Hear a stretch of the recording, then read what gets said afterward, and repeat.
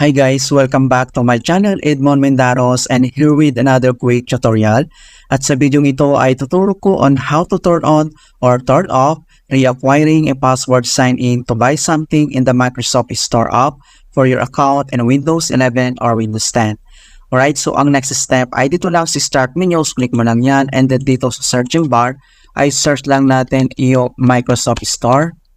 Alright, so click mo lang tong open. Dito sa Microsoft Store homepage, so dito lang sa taas ay makikita mo dito yung profile, so click mo lang yan. And then ang susunod ay kailangan mo lang select tong settings. And then dito sa settings ay makikita mo dito yung app updates, and then yung susunod, ito yung purchase sign in. Okay? Para ma-turn on natin ito, dito lang sa right side ay click mo lang tong button ito, so click mo lang yan. And then pop up itong enter a password mga kaibigan. So required tayong i-enter yung Microsoft account password natin. So, click lang natin yan.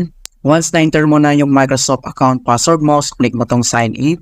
Ayan. So, makikita mo dito na na-turn on na yung purchase sign in. Kung gusto mo naman itong i-turn off, so, click mo lang tong button ito. Ganyan. Alright? So, napakadali lang naman.